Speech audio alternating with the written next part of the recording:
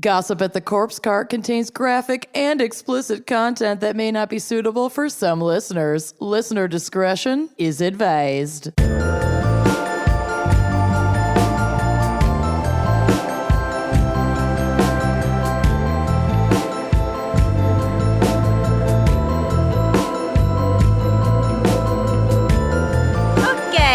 And welcome back to this month's episode of Gossip at the Corpse Cart. Woo! Where your fabulous wine and crime hosts cover all the shit you've probably already heard about. Because you sent it to us. Because you've sent it to us. Or your, embarrassing moments that keep you up at night. Yeah. Yep. Or no one in your life has heard of this. Yeah. And they're about to. Either hashtag I already saw that a month ago, or I've never told this to anyone. Hashtag how fucking embarrassing. Oh my God. Anyway, I'm Lucy. Ooh, I'm Kenyon. I'm Amanda. And we have some really fucking weird headlines this month, as well as some coven confessions submitted by you, all the worst shit you've ever done. And some other extra shit from me. So let's get going.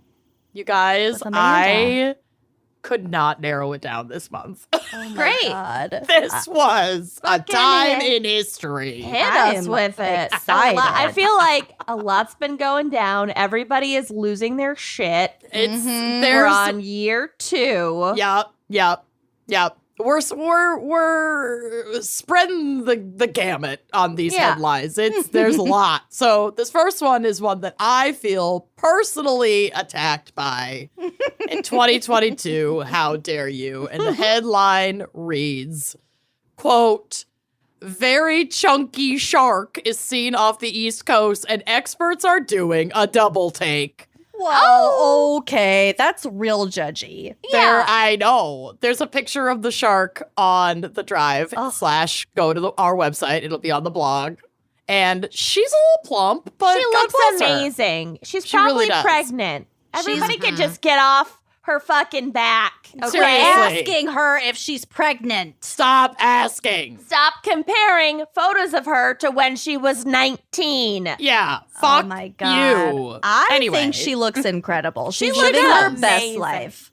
she really is. So this reads, great white sharks have been known to weigh None of us feel triggered at all. We're good. Have been known to weigh 6,600 pounds, so a quote-unquote fat shark might be tough to define. For fuck's sake. Still, a group of researchers hinted that might be the case with a shark photo shared on Facebook. Facebook is a cesspool. Even for fucking sharks. Not even It sharks are really safe is. from fat phobia on fucking Facebook, my for I God's have sake. not Just a number. missed it for even half of a second since I I'm got sure rid of you it. haven't. Must be nice to not It have is. a business account attached to your personal account. I just watched my 90-day fiance clips on it. So this says it shows a great white shark with a tummy that is, well, bloated, to put it politely. Quote, "There are some sharks that make our data team stop and take a double take." The Massachusetts-based Atlantic White Shark Conservancy wrote. They said conservancy twice, which I don't like. Ugh. One of our data team members was analyzing GoPro footage, and they came across this very chunky male white shark. So at least it's a male. Okay. You know it has to be bad when shark experts are the ones pointing fingers. Oh my God. The team apparently pondered the image and concluded the shark, quote, recently ate due to the size of its stomach. So lay off him. He hasn't even digested yet. Yeah. God. Ugh. Sharks aren't known to chew their food. Same. It's more like ripping and swallowing. So it could be assumed, oh my God, stop asking me if I want to sign up for the Virginian pilot. I don't. Ugh. You should have to look at least 3 articles from the small town paper before Right. they harass you for a subscription. For real. Anyway. Because that is honestly the bane of my existence. I do not live in your temperate zone. Stop asking. No. Anyway, this says it's more like ripping and swallowing, so it could be assumed the meal involves something big, like a dead whale. The post has gotten hundreds of reactions in the past day, including some people who wonder if it was a female and she was pregnant. Why you gotta fat shame him, one user asked. Thank you. Yeah. Thank you. He's not fat. He's just big cartilaged, another said. Okay, that person wins. I love that one. Sharks gotta eat, wrote a third person. He's just big cartilage. He's just big cartilage. That's my favorite. So good. The location where the photo was taken wasn't revealed, and the researchers did not give a size estimate on the predator. The photo was taken in partnership with the Massachusetts Division of Marine Fisheries. So, yeah, I mean, leave him be. Big cartilage. Don't fat shame our little chonky boy. No, he's fine. I love him. Great.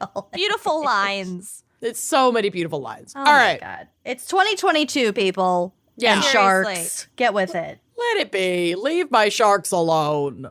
So this next one is incredible. And this is actually, the headline I'm about to read you is one from another article, but it was trying to force me to pay for that article. And it's a better headline than the NPR article that I'm going to read you. So I'm just going to read both headlines, but only one article. Did you track that line of logic? I don't care. Okay. I don't Okay. care. Great. Love it. After confessing to a string of museum heists that went undetected for 50 years, a Montgomery County man will spend one day in jail. What? Yeah. Okay. Thomas Gavin might be America's most prolific artifact thief, but the jig is up. There are no movies or books about him and no wild police chases or Indiana Jones-like adventures. In fact, until a couple of years ago, no one even knew who this guy was. But Gavin had been on a tear in the 60s and 70s, hitting nearly a dozen museums on the East Coast. Whoa. He mostly stole antique firearms and stashed them in his hideout, a cluttered, nondescript barn in rural Pennsylvania. Okay, that's literally just every old man in rural Pennsylvania. He is not well. That's just name an antique barn that you drive past in rural Pennsylvania, and this is the owner. Well, and then he got dumb. So Gavin's crime spree was so under the radar that no one caught on until 2018 when he tried to unload a rare Revolutionary Era rifle to a local antiques dealer. Mm-hmm. At first, Kelly Kinzel didn't know what he was looking at. Quote, I looked at it and I said, well, this is a copy of a famous rifle, Kinzel recalls. I said, this isn't the original. It has to be a copy. And he didn't say anything, didn't correct me, and I bought it literally for a copy of a famous gun. But it was actually the gun. So he bought it for like nothing.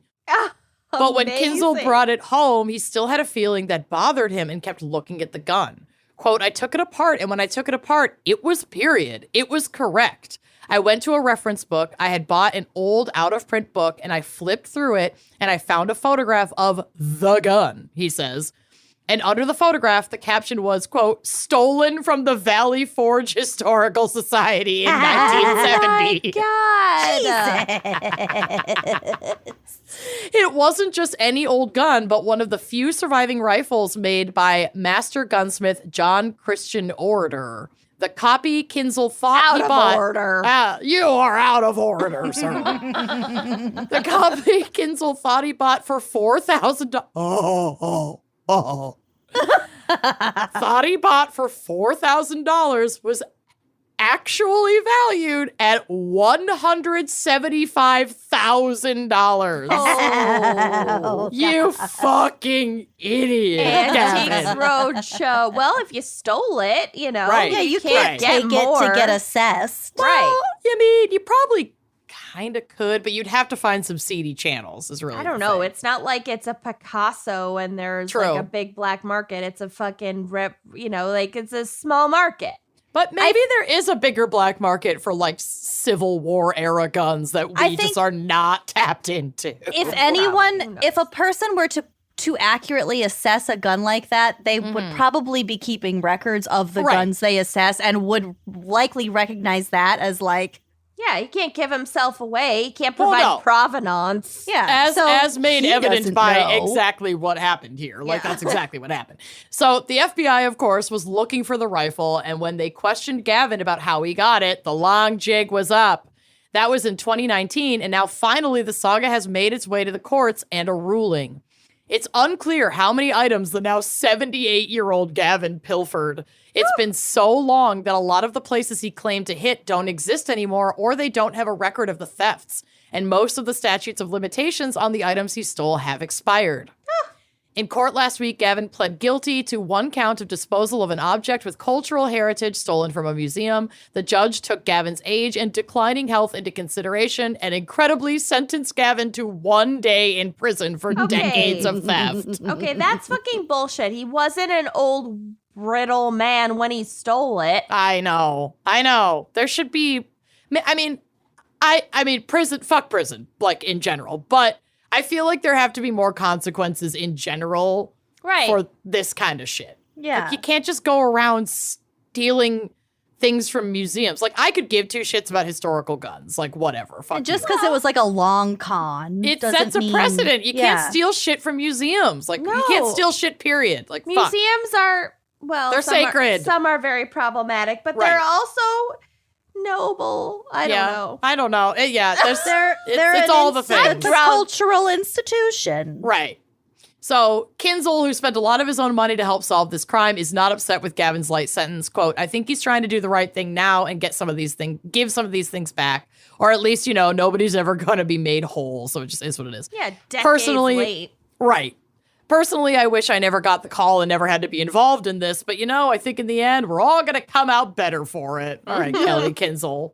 And as for the rifle, it's now on display at the Museum of the American Revolution in Philadelphia, where it is on loan from the Pennsylvania Society of Sons of the Revolution. Okay. Have fun with that. All right. Enjoy your day in jail. All right. This next one is just the ultimate in criminal overachievement. And I don't know, maybe Kenyon's heard this. Oh, okay. I don't know, because apparently these 2 states are right next to each other. Okay. Meaning Kentucky and Ohio. Okay. Ohio police asked for help finding thieves who stole an entire bridge. Someone first stole the deck boards and then came back for the rest of the structure, leaving police baffled. Yeah. So police in Akron, Ohio are hunting brazen thieves who have stolen an entire 58-foot-long bridge. Jesus. What the fuck? Yeah. Oh my God. The pedestrian bridge used to span the Cayuga River in a park in the city, but had been removed as part of a wetlands restoration project and stored in a nearby field. Okay, all right. Okay, so it wasn't erected over a river. It was This is making more sense now. Okay. Unfortunately, while there, it caught the eye of someone who first stole its deck boards and then came back for the rest of the structure, leaving police baffled as to why anyone would steal an entire bridge and what they would do with it. I mean, people will sell anything for scrap. Oh, yeah, exactly. Quote, it could be used for a variety of different things, to include as simple as landscaping, or they could use it for some other engineering project, some other large-scale project. Police officer Lieutenant Mike Miller told a local TV station, and police have appealed to the local community for help. So if you know who stole the footbridge, they're out there looking for it. I want to go down in history for stealing an entire bridge. But I don't have the strength, the patience, or the fortitude to do it. No, you will never do where that. would you store it? What would you even do My with house it? is tiny and my yard is already full. Yeah. Oh, okay. So I have some more animal news. And this is amazing. And I just want this animal to be my best friend. This is like, there's a picture of him on the drive. Animals. I know, You're an animal hoarder. but I need a bird. And I want it to be this bird. I will never, ever sleep over at your house if you get a bird. I can't do birds. I'm sorry. I really can't. Terrified I'm of gonna birds. get a bird, but if I were going to get a bird, it would be this specific bird. No, birds they only love one person. Go to the And it will be me. Attack everyone else. And it Go will to be the me. drive, go to the drive/blog, look at this bird, and welcome an attack from this adorable bird. Oh, I do like crows and ravens. Yep. Oh, they're so smart. friendly, foul-mouthed crow befriends entire Oregon elementary school before state police are called in. The drama. You're right. When you're right, you're right. Fucking buckle up, people. A friendly, if somewhat foul-mouthed crow became a temporary mascot at Allendale Elementary School in November. I know, it's so cute. When the bird took up residence at the Grants Pass School. Quote, this crow showed up at our school just out of the blue one morning, said Naomi Emel, an education assistant at Allendale. It began looking into classrooms, Emel said, and pecking on doors. At one point, it made its way into a 5th grade classroom where it, quote, helped itself to some snacks, she said. Emel said the bird wasn't aggressive at all and seemed to love the kids. It landed on some people's heads, she said. And she added, it spoke. Okay, yes. I love this bird. The bird could say, what's up? And I'm fine. And a lot of swear words. Yes. Well, apparently these birds, like these various bird species that like learn how to talk, they register that like they get a bigger, there's like toddlers, right? Oh, they get a bigger reaction when they say swear words and then when they learn regular words. Crows are smarter than people. Yeah, and so they say it more. Like cats. Sure. Minus the swears. Yeah, okay. Okay, Cats, that's so not a quote, connection. It was like a Super parrot, is. Emel said. It was the weirdest thing. Still, because it was a wild animal that wouldn't leave, the school had to call animal control. It was quite the I know, fucking boo. Narcs. No. It was quite the production, Emel said. Animal control came out and decided it was not in their jurisdiction to catch the crow. They were like, nah. It's fine. It's not hurting anybody. I know. Close your goddamn windows. Let him live. Let him fucking live. Give him snacks. Then a wildlife officer from Oregon State Police came to the scene. Quote, that officer was able to feed it from his hand, Emel said. They didn't want to net it because if they missed, it would remember. Oh, they're right. Yeah, that makes sense though, because then it will just evade you at every fucking turn. Yeah.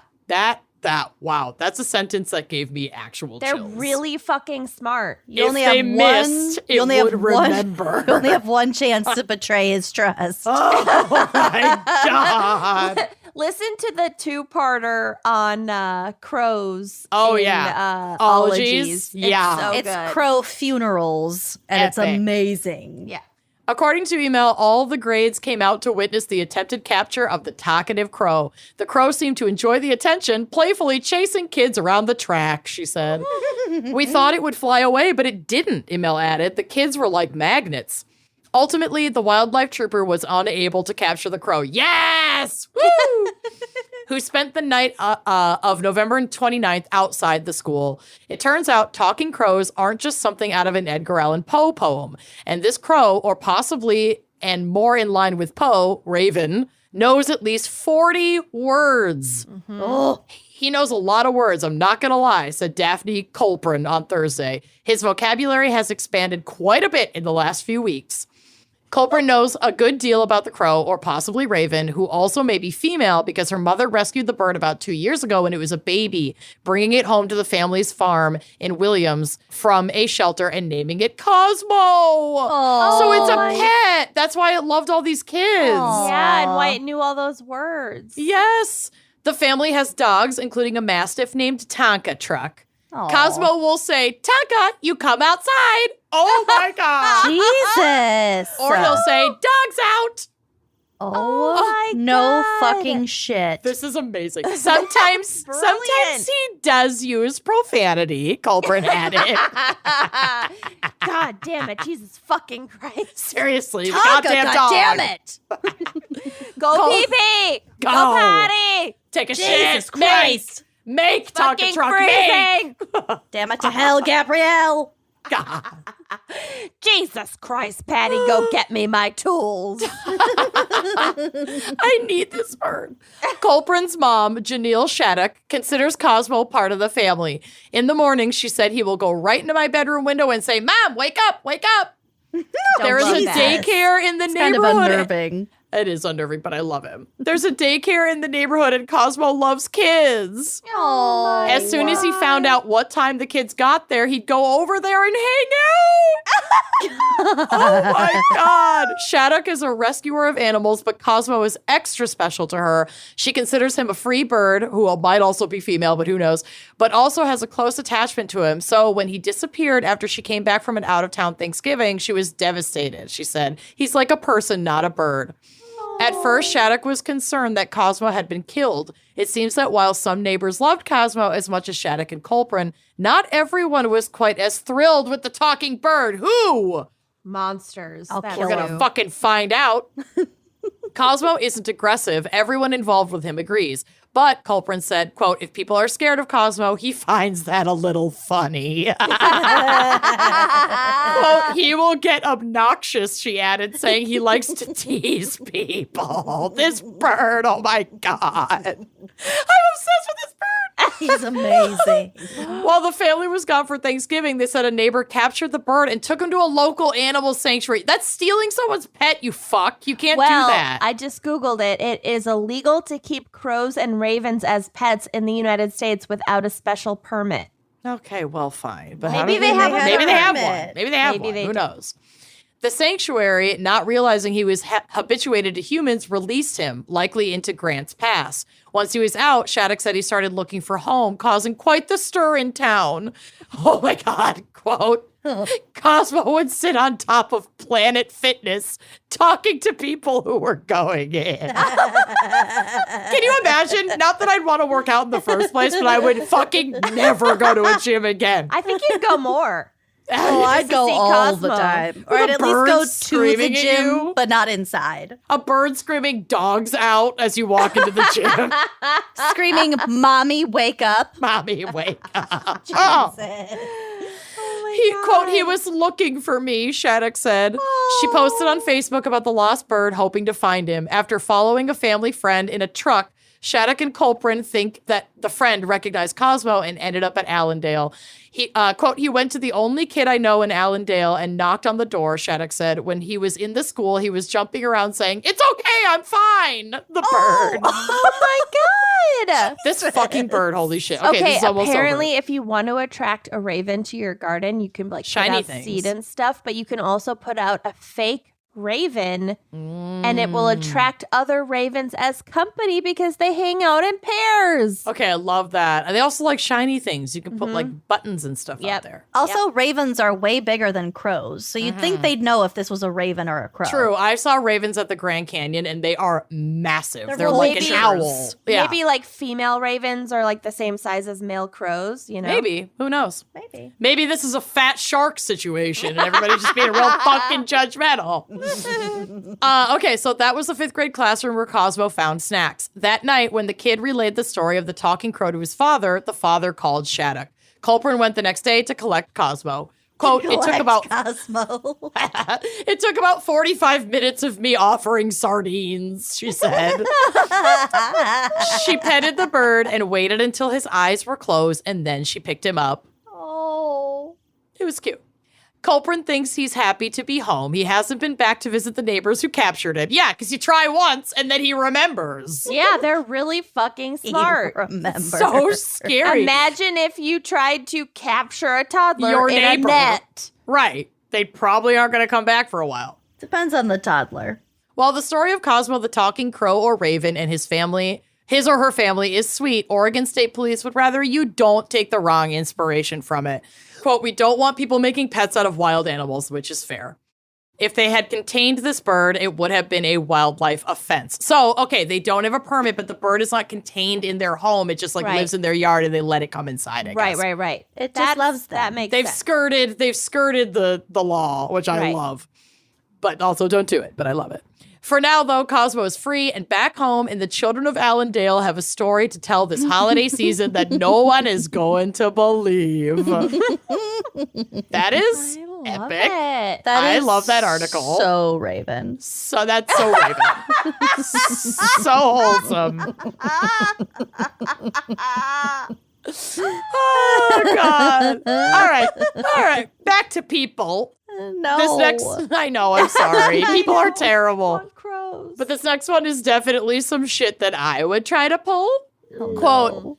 a man who was charged after stealing a Frito-Lay truck asked to rap in exchange for a new car at an auto business the night before. I can't even follow that word salad.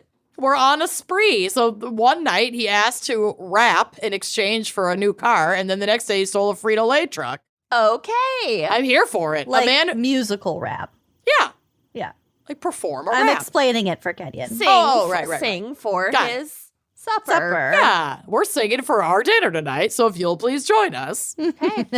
A man who is accused of stealing a Frito-Lay truck and ensuing a prolonged police chase advised a native business worker that he could rap in exchange for a new car.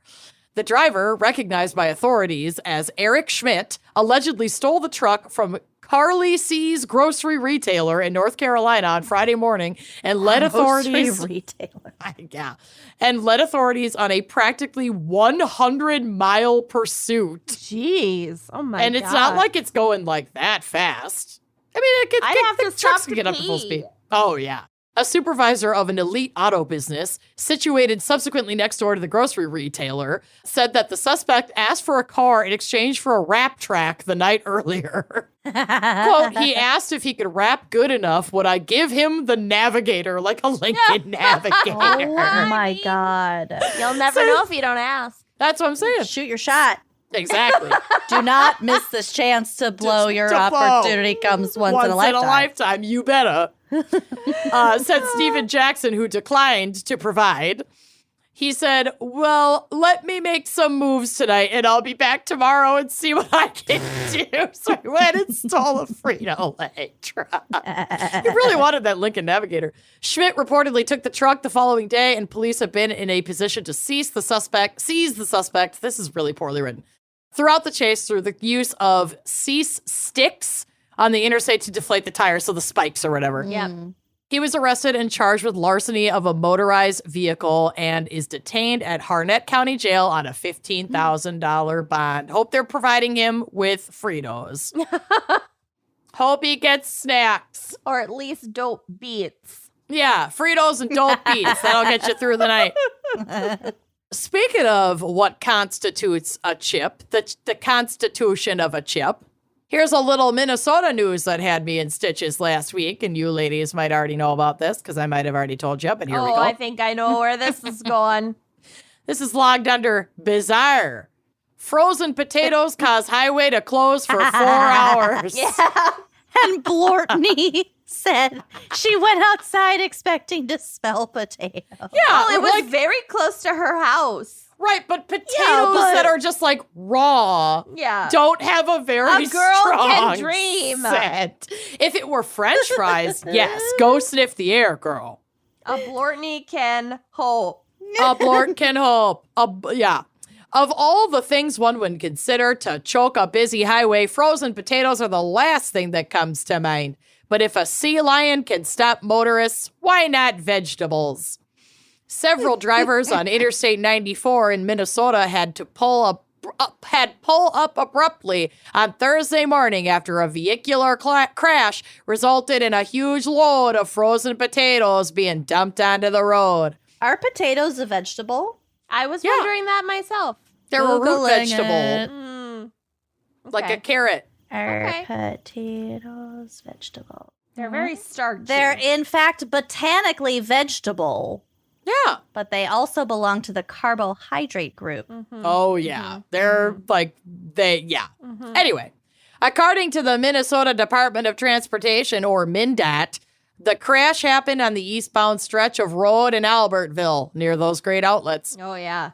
Although the potatoes were fresh, they started freezing due to the low temperatures, which were around negative 13 degrees in the area. Jesus Christ. I'm sorry, but I can never move back. Yeah, I can't. it's- I can't. I've been gone too long. It's been rough out here. I already bought that coat. My body can't handle it. Even with the coat. I'll put on the coat if it's in the 20s. I can't do negative. You do like to be warm.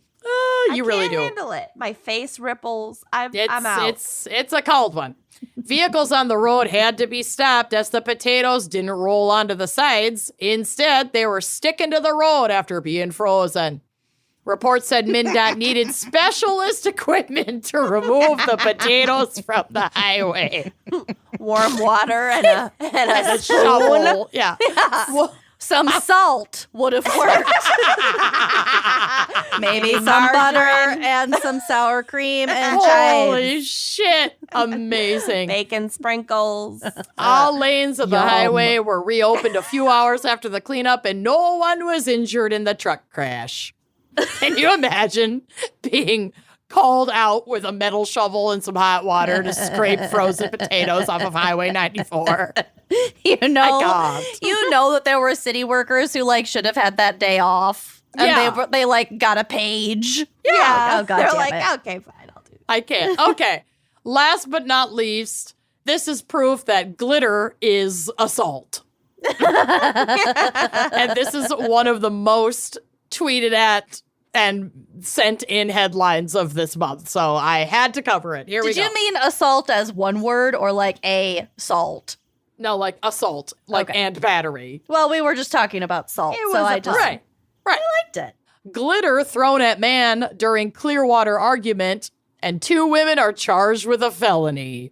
And I have to put a screenshot of their mugshot Yes. on the drive because they could not be more pleased with themselves.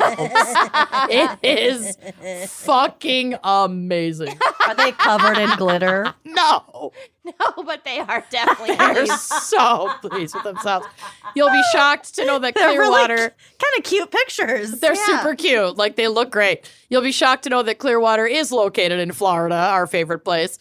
2 women are facing a felony charge after police say they went to a man's apartment in Clearwater and started throwing glitter at him during an argument. According to arrest affidavits from Pinellas, Penis County, 27-year-old Caitlin O'Donovan and 29-year-old Sarah Franks went to the man's apartment on Fairwood Avenue just before 3 a.m. on Monday and started arguing with him as he stood on his fenced balcony. Both women threw a container of glitter at the victim during the argument, according to Clearwater police. The arrest affidavit stated that the man was hit in the head and torso. Officers said Franks then climbed over the balcony fence, went into the man's apartment, and threw more containers of glitter at him and everywhere. Whoa, okay.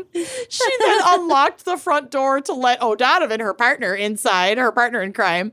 Once she was inside the apartment, police said O'Donovan also threw more containers of glitter at the man. How many fucking containers of glitter do they have? I don't, at I least mean, 4. Michael's is always having a sale. That's true. According to police, Franks left the apartment complex in a vehicle that was then traced back to her Seville Boulevard home. The arrest affidavit said the vehicle was still warm to the touch and had glitter inside when the police found it. Still fresh, boys. The bed was recently slept in. Oh my God. Franks and O'Donovan were both arrested and charged with felony burglary with assault or battery. Franks was also charged with misdemeanor criminal mischief because police said she kicked a window until it broke as she was leaving the apartment. I don't know what he did to wrong these women, but holy shit. Yeah. And those are my headlines this Wow. month. Well Some done. good Jesus. Some I good ones. We'll never forget Cosmo. I know. I started it very against birds because my aunt used to have a pet bird. I don't know what fucking kind. I don't care. And it hated me. Yeah. But Cosmo I love, and I would die for Cosmo. Yeah. I would also die for Cosmo. It makes a difference that Cosmo was an outdoor, like free range bird. Yeah. Because if Cosmo had been in the house, they get cranky. Yeah. It's I feel like for it's a bird. The indoor birds are the real assholes. Yeah. All right. Let's hear a quick word from our sponsors, and then let's hear some real bad confessions. Yes. Perfect. Do your friends and family look at you sideways like they know something's different, but they can't put their finger on it? It's happening to me all the time. I mean, granted, I always have like a new piercing or something strange for people to double take for, but still. They should be used to it by now. They should be used to it with me. They'll ask about my makeup and my skincare routine. I had like a long conversation last night with a bunch of friends about what we all do for our skincare, but no one ever seems to say anything about my hair, which is looking thicker and fuller since I started using Vegamore. Vegamore is a transformative 100% vegan and holistic approach to hair health that leverages smart botanicals clinically proven to promote visibly thicker, fuller, longer-looking hair. Yeah, don't we know it? Vegamore's Grow Revitalizing Shampoo and Conditioner Kit and Grow Serum work together to create visibly thicker hair and improve hair from the roots. It's easy to use. You just massage the shampoo into your scalp for 60 luxurious seconds, and then follow it up with the conditioner. And for prime results, follow up your wash routine with a daily dropper full of the serum. You just apply it to your scalp, you massage it in, and it's done. They also have like a cute little massager like comb I love thing. that damn comb. It's so nice on your scalp. Heavenly. It's actual heaven, yeah. And it's just that fast. It's just that easy. Vegamore products are an essential part of my daily hair care routine. I love the shampoo and conditioner. It smells so good. Yeah, it smells amazing. Yeah, and then after I blow dry it with that serum, I can tell it just feels better. My hair feels stronger, healthier, bigger. I have the world's thinnest hair, so I tend to take what I can get, but Vegamore has changed the game. My standards are a lot higher for my hair care supplies. It really does make a difference. Like I said, all Vegamore products are 100% vegan and cruelty-free and never contain parabens or hormones. Vegamore has something for everyone looking to improve their hair health. They help give you back healthy, beautiful-looking hair without those harmful chemicals. We don't need those. And best of all, Vegamore has a 90-day money-back guarantee. And even better, 91% of customers say that they saw visibly thicker hair with Vegamore in just 3 months of use. It's incredible. That's amazing. Our hair is looking thicker and fuller, and we're getting our confidence back thanks to Vegamore. Try Vegamore risk-free for 90 days. Trust us, you're going to love it. Go to vegamore.com/gals and use code GALS to save 20% on your first order. That's vegamor.com/gals, code GALS to save 20% at vegamore.com/gals and treat your hair. Trade up. So this past Christmas, like half of the people in my life asked me for Thrive Cosmetics on their Christmas list. And it was like, I went far and wide searching for it. This stuff is so popular. And I was like, what is the deal with these like Thrive mascaras and these Thrive Cosmetics? And I got some and I'm hooked. This is high performance beauty and skincare products. They are made with clean, skin loving ingredients. There are no parabens, no sulfates, no phthalates. Ugh. I Can't even say it. You can barely even say it. It's certified 100% vegan and cruelty free. And cause is in the name for a reason. Every purchase supports organizations that help women thrive. I just love it. Yeah, I'm wearing the mascara right now. I've got the Liquid Lash Extensions mascara on. Yes, it's so good. In the rich black. My lashes look shamazing. Yes. Yeah. So their Liquid Lash Extensions mascara, it's their best-selling product for a reason. It has more than 15,000 five-star reviews. It's ultra-lengthening, eye-opening mascara. It lasts all day. It doesn't clump. It doesn't smudge. It doesn't flake. It's The flaking, that is the worst. I can't with the flaking. Also, it's winter, so my skin is dry, and like I'm always kind of like touching my face. Yeah. And then usually by the end of the day, my eye makeup is a mess. Yeah, there's nothing worse than like being on a date night and you run to the restroom and you see the flakes of mascara all over your cheeks. Yeah, I hate that. It's like the worst. That never happens with the Liquid Lash Extensions mascara. It's amazing. It sure doesn't. Like I said, my lashes look so long. They look fake. But also they're not fake because I hate the glue. I hate the price. I hate how long it takes to go get fake lashes. This basically does the same thing. Yeah.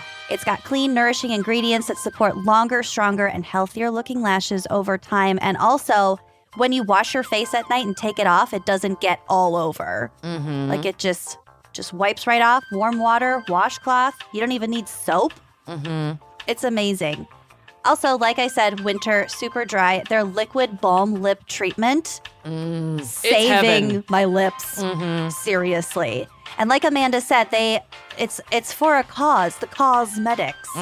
So Thrive has this program called Bigger Than Beauty. For every product purchase, Thrive Cosmetics donates to help women thrive. So like women emerging from housing insecurity, surviving domestic abuse, if they're fighting cancer, all of these challenges that women and other people go through, every single purchase from Thrive Cosmetics just helps them out just a little bit so you can feel good about what you're purchasing. I love that so much. So now is a great time to try Thrive Cosmetics for yourself. Because right now you can get 15% off your first order when you visit thrivecosmetics.com/gals. That's Thrive Cosmetics,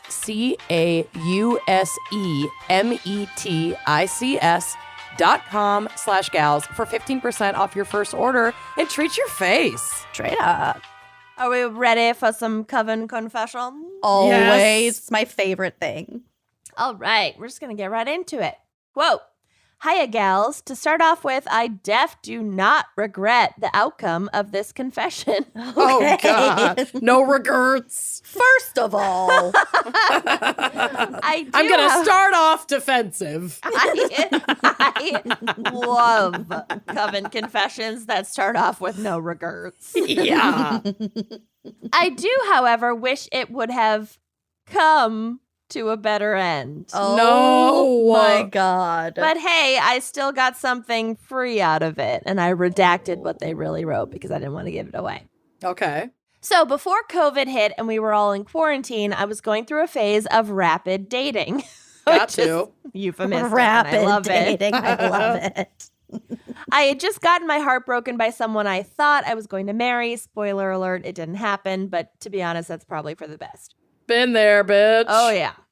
Anyway, I was heartbroken and I was like, fuck it, I'm going to fuck around. Safely and consensually, obviously. That's the move. My last fling before quarantine was, and I don't even have a fucking word for it.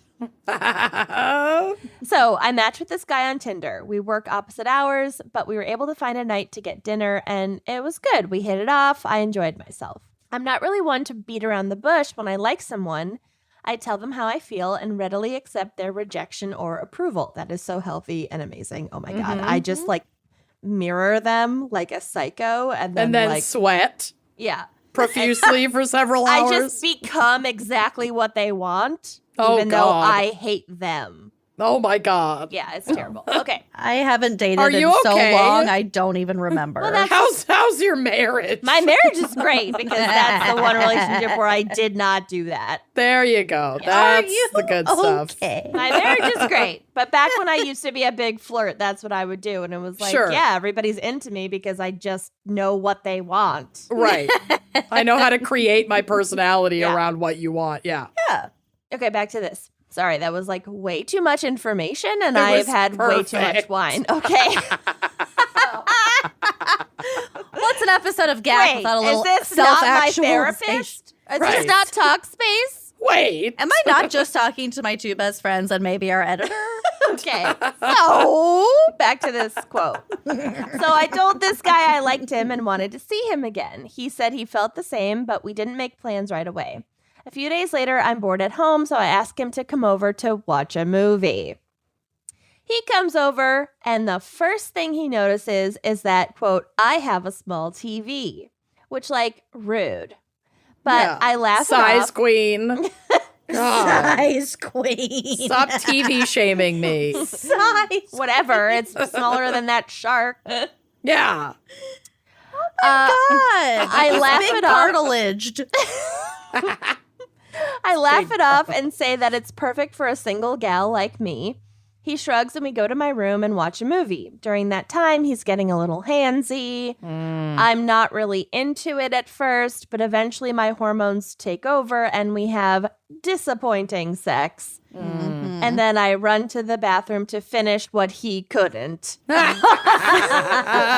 Thank God for vibrators. Am I right, ladies? God bless. I hope it was super loud too, so he was fully aware. full- It's Max cool. I'm taking a volume. shit. I'm taking a shit. Just leave me alone. Wouldn't it be great if you could Really good shit. if you could choose vibration level and volume level? That'd be good. Just spite level. So once I'm done, I clean myself up and get changed for bed. It's my hope that this will tell him it's time for him to go home. Yeah, But bye-bye. it does not. Instead, he wants to cuddle, so we do. But then he does get up and leaves a few hours later. I never want to cuddle. I don't want to cuddle with my husband. Yeah. I get too hot. Yeah, I just don't like it. I'm a just big roll cuddler, off me and leave me alone. but I won't just cuddle with Don't like make me a a one-night sandwich. stand. Oh no. Okay. So, back to this. They say, end of story, right? No. The next day, he wants to make plans to get dinner. After last night, I really didn't want to, but I felt guilty for having sex with him, even though it was terrible, and then ghosting him, so I agreed. Honey, don't internalize misogyny. Yeah, You don't have to fucking feel bad. It's a one-night stand. Let him fly. Exactly. Don't ever but- apologize for anything. For anything ever. ever. Yeah, if you don't really want to have sex with someone, fucking don't. But anyway, Yeah. it is a great payoff. Okay. So a few days pass, and the day we're supposed to go out again comes. He calls me while I'm babysitting my friend's kiddo and asks if we're still on. I say, yeah, and then I'll call him, blah, blah, blah. Eventually, my friend comes home. I head back to my place. Once my phone charges, he calls me all upset that I'm ignoring him. Oh no. I tell him I'm off, like working, and remind him of our previous call. He says sorry and asks if we could still go out. I should say no, but I didn't. Flash forward 40 minutes, he's at my door. I yell down that it's unlocked because I'm literally mid-cat eye, and no man is worth messing up a perfectly good eyeliner. True. I love this person, by the way. As he walks up my stairs, I hear him carrying something. No. I'm- Big TV. I'm nervous, and rightfully so, but I finish my eyeliner, and I go out to meet him. Oh my god. This motherfucker is carrying a 50-inch TV up my No. stairs. I was fucking joking. A one-night stand. That's take the TV, love but then bombing. change Like, your locks. Take the TV and get the fuck out of there. When I ask him what the fuck he's got, he just shrugs and says, quote, if I'm going to be around, I want to at least have a decent TV to No, use. no, Well, no. Set it up and then hate to break it to you, you're not gonna be around. I say- always wanted to have a Bye-bye. wall mount TV. Yep. They say, first of all caps, Yeah. bold of you to assume you're gonna be Gonna be around around. long Yeah. enough to use it. My fucking This is their God. second date. This is Ish. nuts. After a terrible first. Second of all, who gives another person a TV after sex? Like, I've been told I'm good in bed. I just didn't know I was free TV kind of good. Holy shit. So men are insane. They're insane. Absolutely Why are men? insane. And they're so emotional. Really, I know. God. So he leaves the TV at my place. We have an awful second date that I will spare you the details of, and he ends up passed out drunk at my place. I go to bed fully ready for us to have a hard conversation together the next morning. And what does this man do? He wakes me up at 2:30 a.m. No. and asks if I have a screwdriver. Because he's mounting the TV Yes. at 2:30 in the fucking morning. Drunk. Yeah. After passing out drunk. No. On a second date. No. I tell him to go to bed. 3 a.m. comes and I hear him walking around my apartment. 3:30 a.m. he grabs some things and leaves in an Uber. I wake up to a text in the morning telling me to put the TV together with a butter knife, or he put the TV together with a butter knife, and that I should tighten everything in the morning. I text him back saying things aren't working out and ask him to come get his shit and I'll bring that down the TV. He calls me back, cries, and tells me to keep it. I'm sorry. This is so fucking insane. My God. So even though it was a shitty dating experience, I know I have a story that makes people laugh, and I got a free TV. Oh, they kept the TV. Yeah, because they Fuck told yes. him to come get it, and he said he started bawling and said, "No, keep it." Oh my fucking God. Then they say, "I have one more story about this guy. If you gals are interested, Yes. we are. Yes. Please put in your subject line: TV guy, second story." Yes. Thanks for being a light in the unending darkness of 2020. I'm sorry, it's 2022, and the darkness is still unending. You ladies are one of the few things keeping this tired teacher going.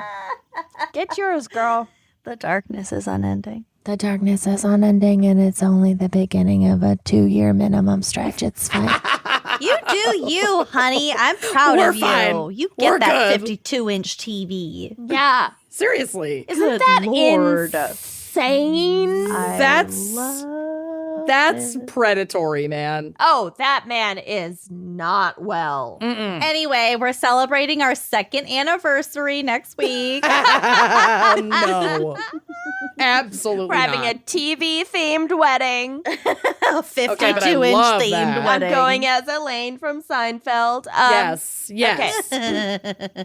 Actually, yes. All right, so next confesh. Hi, gals. In the last Coven Confessions, okay, this is from like at least 2 years ago, so who knows? You asked for more illness, injury-related confessions, and I've got one I'm itching to tell you. Uh-oh. Ew. When I was 21-ish, my girlfriends and I were friendly with a group 21-inch. I hate you. I hate you. I only said it because that word grows to you out so bad. I hate you so. Oh, God. Oh, wow.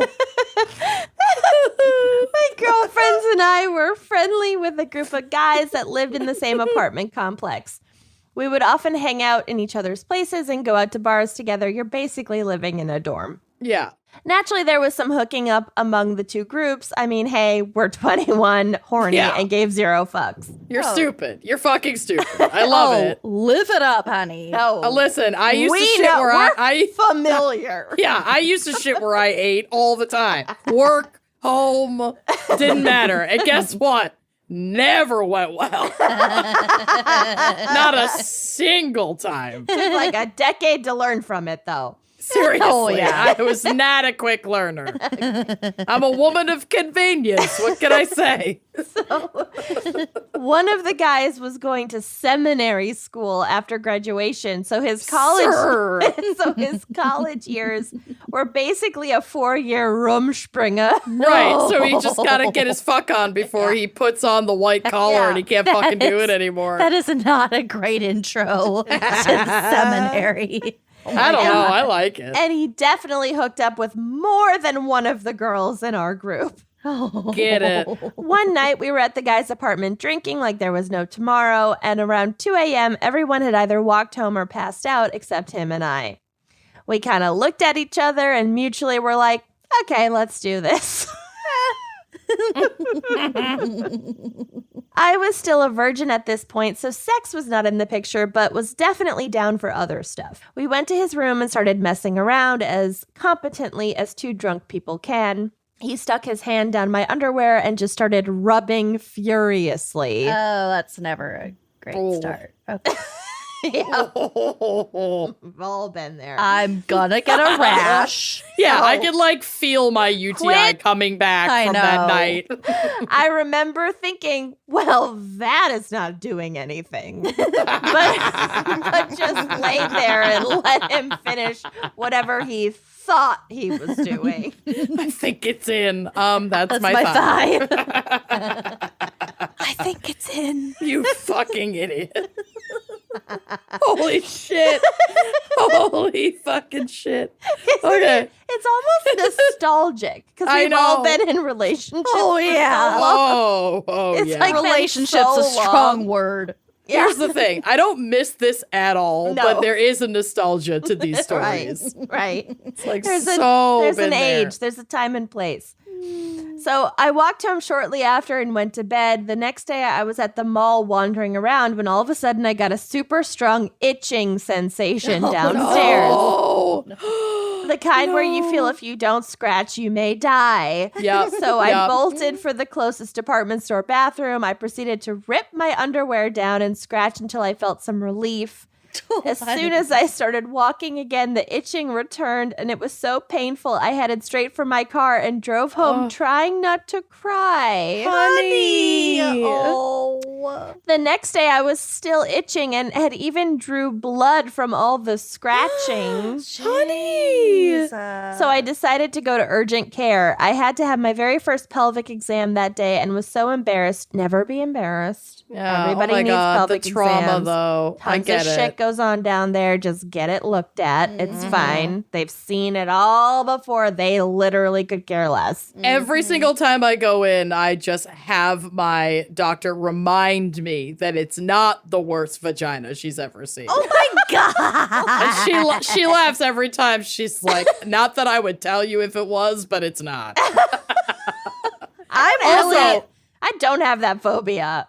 Listen, my doctor knows her way around a pap, by the way. She does such a gentle, quick pap. It's like nothing. It's like butter. A Nice. quick pap is...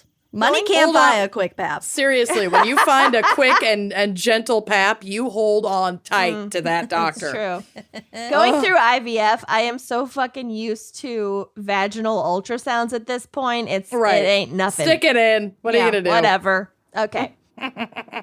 As it turns out, I had a bacterial infection that the doctor said likely came from, quote, foreign contact and had to be put on antibiotics and also by Monistat for the first time. Oh, I been never there. told any of my friends about my itchy vag because I was so embarrassed, and we all graduated a few months later, so I didn't have to face the guy much more after that night. So what is the moral of the story? Don't let a guy just shove his hand near your vagina and The start moral is, scratching now he- like a DJ. Now he's the Pope. And if he does, make him wash his hands first. And Fucking yes, seriously. that man Is John Is- Paul II. is now an ordained minister. Well, I mean, same. Like it's hard. Like it's hard. Like it's fucking hard.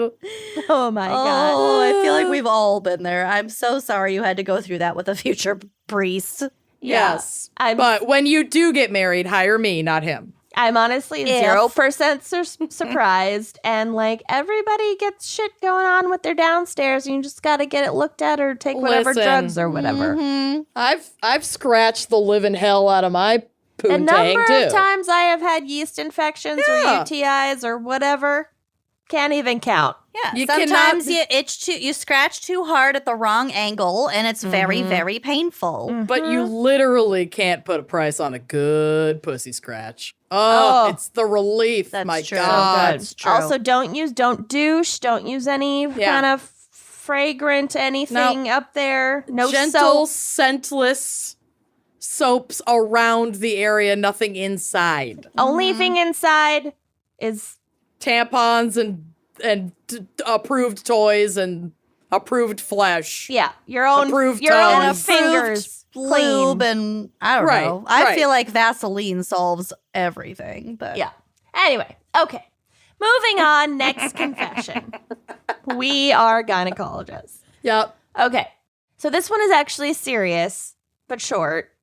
And we're just going to use it as a platform to rant more about vaginas. So it's fine. Ooh, okay. Hey, queens, you have helped me in so many ways, and my therapist agrees. Aw. oh, That's a high praise. Yeah. I Thanks feel to- really validated all of a sudden. Right? Thanks to you, I am undergoing treatment for my fear of intimacy, relationships, touch, and more. While my confession isn't long, it is strong. As a child, my parents were physically violent with each other, thankfully never with me or my siblings, and both were alcoholics. My mom is now 10 years sober, and my dad was 8 years sober when he passed. I am the youngest of 3, and when my older siblings moved out, it was up to me to parent my parents. That's like so tough when that happens. Ugh. Okay. Many things happen that my sisters know nothing about. All of the trauma of years of watching physical, mental, and alcohol abuse made me loathe the thought of a relationship. As I am about to turn 33, I have realized the toll this took on my ability to create romantic and sexual relationships. My biggest confession, I'm a virgin. And I and my therapist are the only ones that know. For years, I have been ashamed of this fact, but your openness to all things mental health related opened the door for me, and I am now working on myself. Thanks, ladies, for all you do. I just wanted to say, like... That's nothing to be ashamed of. Nothing. First of all. Right. I wouldn't think twice about that if I knew that about somebody close to me or anything. I actually think it's pretty remarkable that you maintained boundaries that made you feel safe and healthy when the alternative could have been some really high risk sexual behavior that could have put you in a, a potentially dangerous situation. Absolutely. Which like is also a valid response to that level of trauma, Absolutely you it know? is. Like it's all fine, and also like what the fuck even is sex? Right. Like It's you've missed out on the story that we just told. Yeah, I'm getting poorly fingered by some guy who never cleans his fingernails. Yeah. By a future priest. And winding up in the fucking ER because your pussy scratched hurts so bad. Like you're not missing out. You're good, on some. girl. You're You're seriously not Like missing out it's at all all. fucking relative. It's all a spectrum. Everything is dust. Right. And then when you are ready for intimacy, it'll be because you have done the healing to actually be able to enjoy it. Yeah. And get like fulfillment and joy out of sex. Right. And intimacy and sex are not the same thing. No, not even close. And like I've definitely, had intimate moments that were more meaningful than like other moments that were technically sex, but were not fucking meaningful or pleasurable at all. Right. It's all relative. You're doing good. great. You're great. You're doing we great. love you. We really do. And Okay. proud of you for, seeing a therapist for this kind of issue because it's important to work through. But honestly, we're proud of you. We're proud of the work that you're doing. Don't fucking worry about it. Don't feel shame about it. No. You're doing And great. if like sexual urges or desires or feelings are on your radar, then you deserve to fulfill them in a way that's like healthy and joyful. So you're doing everything you got to do. You're doing everything right, and you're fucking amazing. You're We're amazing. proud of you. And not everybody has to have sex, Nope. Some people don't have sexual urges and want to have sex, and that's fine too. That's what I'm saying. Yeah. Okay. So, next confession. I love this. Very different vibe. It's great. Okay. Dear gals, the worst thing I've ever done was in the first grade. When I called some girl a fucker at Brownies and got kicked out. Never sold cookies in that town again. Fucker. I love it. My mom. I can't believe I didn't know that story know. until like a week ago. Listen, I gotta play some of my cards close to the chest. That's too good. Holy shit. Oh my God. Okay. My mom had bought me a gingerbread scented Avon chapstick. No. And I would always take it to school with me. Well, one day I couldn't find it and I was distraught. A couple days later at carpet time, I saw one of my Don't act like you didn't have carpet time. Oh yeah. I know. I can see and feel and smell And that smell carpet. that memory. I can smell carpet time so clearly. And you can quote me on that. You can take that to the bank. Holy shit. Oh my God. I saw one of my classmates with the same gingerbread Avon chapstick. Oh, that bitch. I saw Goody Proctor with the chapstick. I went home that day and told my mom that the kid had stolen it from me. My Yeah. mom had always been a little That bit fucker. overprotective. And so she brought it up to my teacher. I was a really well-behaved kid and definitely my teacher's favorite, so she immediately took my side. The teacher made the other kid give me the gingerbread chapstick and apologize for stealing it. Yeah, bitch, hand it over. And say sorry. Satisfied, I went on with my first grade life. There can only be one. A month later, I was in the back seat of my aunt's car and found another gingerbread chapstick. Look, they're repopulating. How weird. The original. The other kid had never stolen it from me. I had just misplaced it and falsely accused an innocent kid of stealing. That's How innocent could she have been? Wait, we haven't gotten to my favorite part yet. That's how I ended up with 2 of the exact same Avon gingerbread chapsticks. I told my mom, and too embarrassed, she told me to keep it as our secret. Yeah, girl. You don't tell anybody. Don't tell your teacher. You don't tell that kid. I Nope. went ape shit for you. Yeah, I went to bat for you. My whole reputation is riding on this. And the poor other student had to apologize. Apologize. Fully I know. gaslit into thinking that they did I steal the gingerbread chapstick?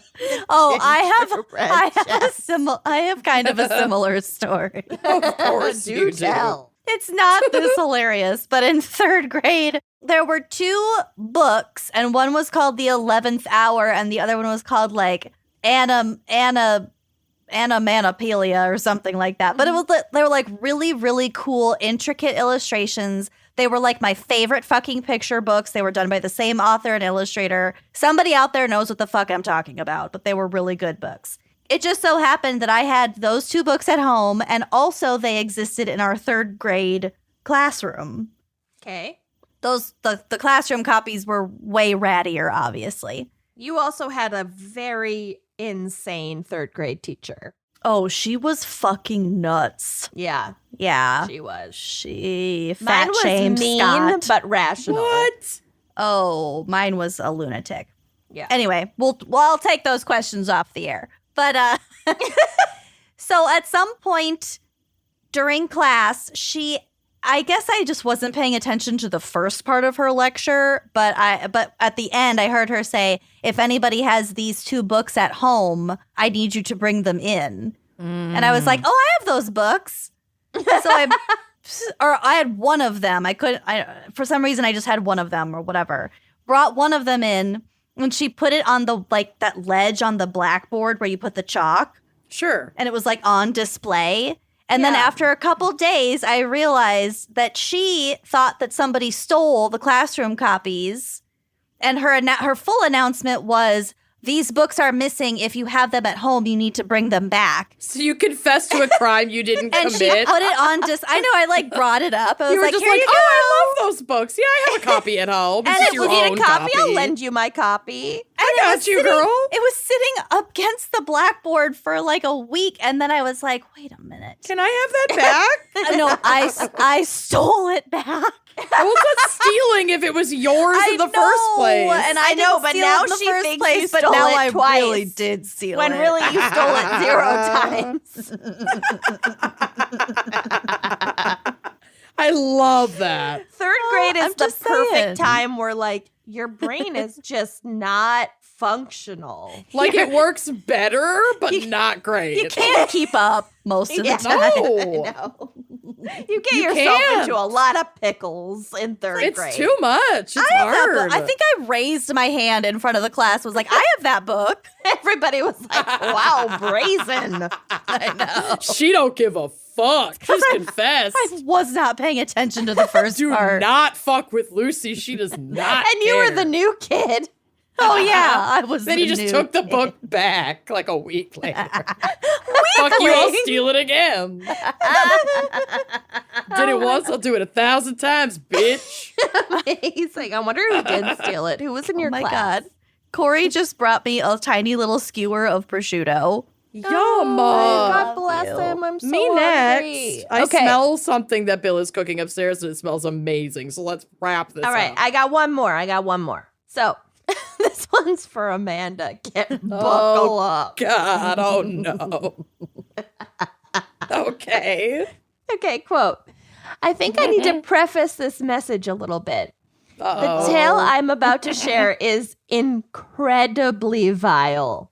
Oh, no. No. And whilst it may be the most grotesque thing I have ever done, at least I only did it to myself. Fluids.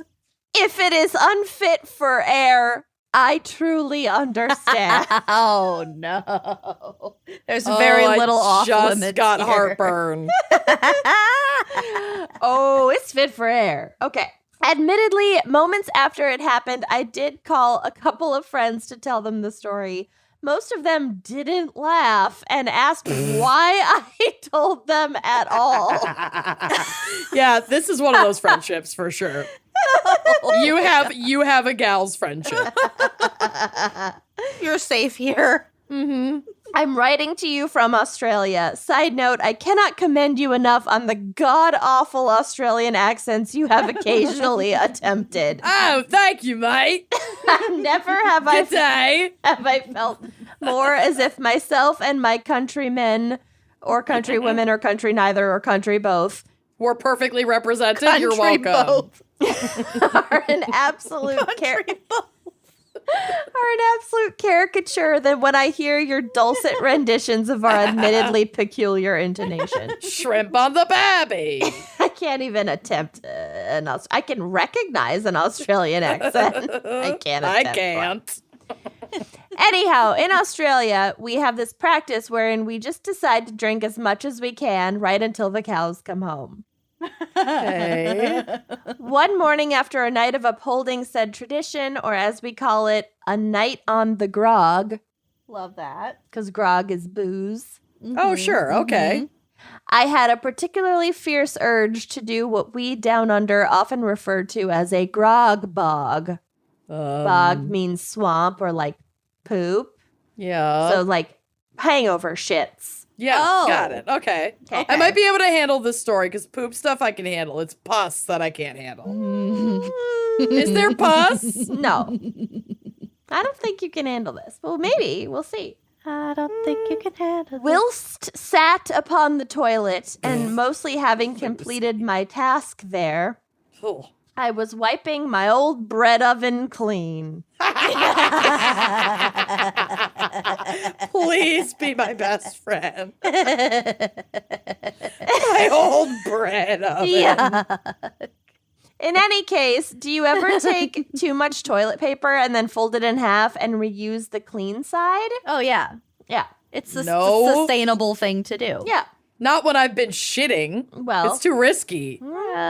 depends on the shit. To each their own. You can know your own body. Know thyself. Yeah.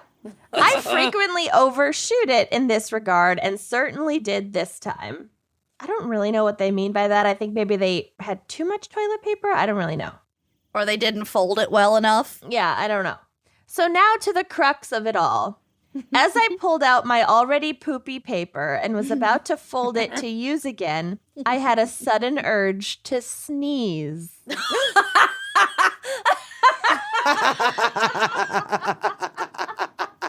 And as quick as you could say, achoo, I reflexively brought my own poo-stained toilet paper to my face. No! As if it were a fresh tissue and sneezed directly into it. She told No. you. She warned you. Yes, I rubbed my own shit on my own face. Oh my. Can't you just picture it? Yes. It's a Unfortunately, yes. Sometimes we are our own worst enemy. Wow. That is amazing. Obviously. Hold on. I can't get it together. Holy shit. Oh my God. What a nightmare. Obviously, from the horror and smell of it all, I proceeded to immediately vomit not only on the floor, but also upon my ankles and jeans around my ankles. Oh, yeah. I mean, how could you not? Well, And now then went your back whole to the outfit's party destroyed. super Yeah, casually. right. This is hopefully the only time I will ever have to clean poo off my face, vomit off my legs and pants, and mop the floor, all whilst stark naked. Clearly, you don't have kids because Ashamed. it's not the first and it won't be the last. Hoping my housemate didn't hear any of it. Wow. I mean, who hasn't been there? Am I right? Pretty certain I mean, I was nobody's been basically there on Friday without the shit in my face. I mean, Oh, that's rough. I will say, though, that is funny, and I did not have to take my headphones off and walk away. Yeah. So I'll take it. Poop stuff? that airplane bathroom one, man. Don't. That lives. That lives. It lives in lives infamy. Don't. Holy shit. Anyway, the reflex sneeze with the poop, I'm going to be terrified forever. Yeah. Yeah. I will be terrified the rest of my life of this It could happening. happen to you, honey. Oh my God. You're not going to take it out to fold ever again. You're going to Oh. plop it in. My God. Oh my Mhm. God. Anyhow, so those are the Coven confessions this month. Nice. Wow. Holy shit. Beautiful batch. That was a great batch straight out of the bread oven. Gorgeous. Oh, poor thing. All right. Should we hear a word from our sponsors? Yes. Let's fucking do it. Combating climate change feels big, overwhelming, suffocating. We don't have a choice, but I don't know what to do. So, like, what can one person by themselves really do to make a difference? And actually, there is an easy and delicious way to make a real impact, and that is imperfect foods. Listen, I am an Imperfect Foods believer. I've been using them for years, so when we got them as a sponsor, I lost my mind. I was so excited. Imperfect Foods is a grocery delivery service offering an entire line of sustainable groceries that taste delicious and reduce waste just by embracing the natural imperfections in food. So, like, I really didn't understand how much food just doesn't make it all the way to the grocery store if it, like, doesn't look perfect, like produce and things like that. And it's getting wasted. And this is the way to just reduce that waste by, like, buying the carrot with a little lump on it, because who cares? You're going to cut it and put it in soup anyway. Like, what difference does it make?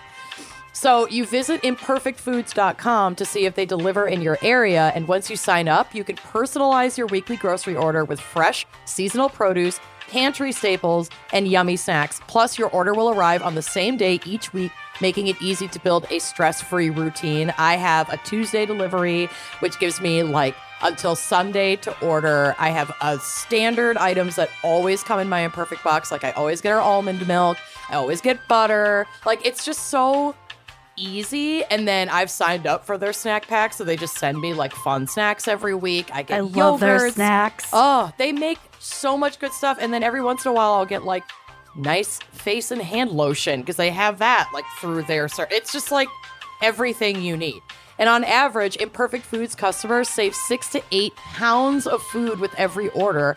And unlike on-demand delivery companies, Imperfect delivers weekly by neighborhood, which is a unique model that produces 25 to 75% fewer emissions than individual trips to the grocery store. I love that so much. Yeah, it also way reduces like packaging. I mean, they put it in this great recyclable box that you can even like have them pick up and recycle for you. And all the stuff that's in the box, like the produce is loose. So it's not just put in additional like plastic bags. You're not bringing home a bunch of bags of groceries. Like, it just reduces waste in so many ways that I didn't even really think about. And like I said, you could say goodbye to packaging guilt. Imperfect Foods is the only national grocery delivery company that makes it easy to return your packaging after every order. So you can have them pick up the box and like the cooler packaging that they put inside, and then they will take care of it for you. It's so smart, and it makes such a big impact. I love it. It's the best. So right now, Imperfect Foods is offering our listeners 20% off your first 4 orders when you go to imperfectfoods.com and use promo code GALS. Again, 20% off your first 4 orders. That's up to an $80 value at imperfectfoods.com when you use promo code GALS. Join the movement at imperfectfoods.com and use code GALS and treat the planet. Treat it.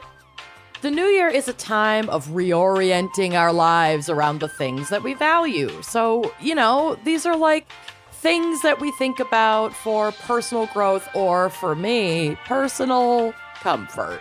Always. That's like my only resolution this year, is to make sure that I'm comfortable at all times. And I'm going to keep my standards high with Third Love, because 2022 is the year to do right by you, by yourself. Third Love knows comfort and fit are essential to feeling your best, which is why they designed their Kinetic Sports Bra to support you every step of the way. Now, do I engage in any kind of sport? No. Do I love this bra? Yes. The Kinetic Sports Bra is your new best friend. It's designed with unmatched comfort and support for your high-intensity workouts and your casual weekend errands. So, I have big boobs. They move around. They jostle. If I, even have to do a brisk, jogging across the street because a car is waiting for you to go, it can really hurt. You're going to hit yourself in the face with those. Quite literally. So this bra is available in 22 sizes for flawless fit, support, and comfort. There's back closure and adjustable straps, and it has a high-performance design in an array of colors. She's literally perfect. Yeah, and it's not just that Kinetic Sports Bra, although that is absolutely incredible. Every single bra that I own now is a Third Love bra. And I'm not sorry, because they are so dang comfortable. Their bras, their underwear, activewear, and feel-good all-day wear are designed to hug better, hold stronger, and support longer. Third Love obsesses over each stitch, so you never have to think about how something feels, looks, or wears. The 100,000 5-star reviews don't lie. And like I said, their fit is life-changing because everyone's boobs are different, even boob to boob, as my boobs. It's like a fingerprint. It's like a fingerprint. Yeah. And if one of your boobs is like a full cup size bigger than the other one, don't worry, because Third Love has got you. They've got their perfect fit promise, so you will love your fit guaranteed. And if you don't, exchanges and returns are free for 60 days. Third Love's team of expert fit stylists are available via chat or text to answer all of your questions. It's support with support. You know what I mean? Yep. I love it. Well, I love what you did there. And speaking of support, Third Love is the largest donor of undergarments in the United States. Partnering with organizations across the U.S., Third Love has donated over $40 million worth of bras to help people in need. And when you're in need, a bra, especially a good-fitting bra, can really make an enormous difference. Yeah, make you just feel human and valuable. I love that. So feeling is believing, folks. Upgrade to everyday pieces that love your body as much as you do. Right now, you can get 20% off your first order at thirdlove.com/gals. That's 20% off at thirdlove.com/gals. And treat your support. Straight up. Love is in the air, people. And while romance is great, it's important to give your brain some love, too. I cannot get enough of just sitting in my swinging chair and watching Real Housewives and just playing Best Fiends. Because it gives my brain something to do. I don't have to concentrate too hard on it. And I get the little rushes of serotonin when I beat the boss slug and move on to the next level and pass somebody or get a new fiend. It's like such a self-care moment for me. I love it. It's like a mental spa day. It seriously is. I mean, we all know that I have the deepest love for Best Fiends. I'm currently on level 2,569. Yeah. And some of my favorite seasonal challenges happen during Valentine's Day. So right now they have the Valentine delivery mini game going where you collect the luck to get dice, and then you roll the dice and you get all these little treats when you go around the board. Like I love rolling the dice. I do too. I am so reward motivated. I love this game. I love rolling the dice. It's my favorite thing. So if you have no clue what I'm talking about, let me explain. Best Fiends is a mobile puzzle game that anyone can download and play, whether you have a few minutes or a few hours. Best Fiends is the perfect puzzle game to unwind with because you're having so much fun. The game features tons of cute characters, those little like fiends and little slugs and things that Lucy was talking about. And you can collect them, and the fiends help you solve thousands of fun puzzles because they all have different like abilities. And the more you play, the more characters you collect, and the more you win, the more challenges you face. So it just keeps kind of refreshing and like giving you something new every time you log on.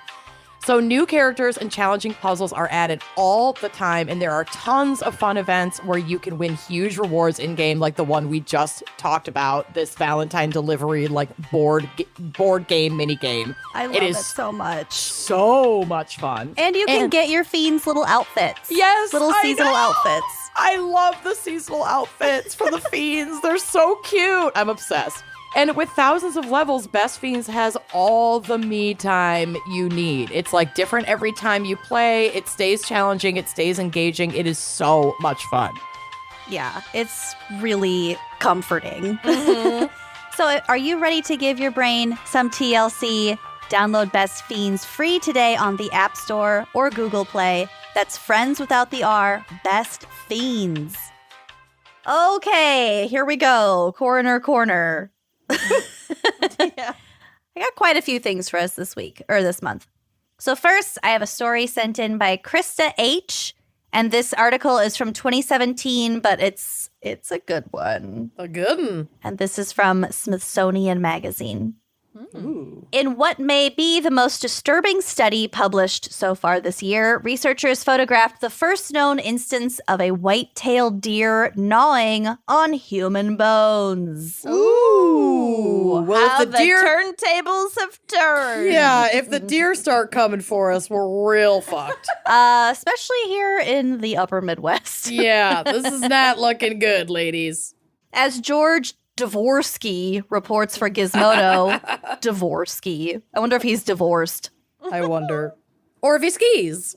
In 2015, a camera trap captured images of a deer with a human rib sticking out of its mouth, likely gnawing on the bone to release minerals. He loves ribs. I also love ribs. Yeah, the, what's it called? Famous Dave's was closed. Yeah. Yep.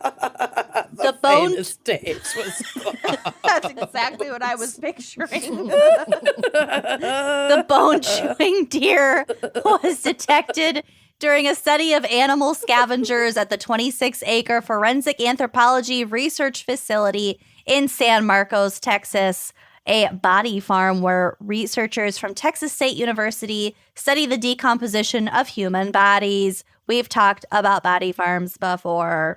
many times. Researchers usually place a cage over the bodies to prevent large animals from scavenging the corpses, but according to the case report published in the Journal of Forensic Sciences, researchers were hoping to record how scavengers impact decomposition.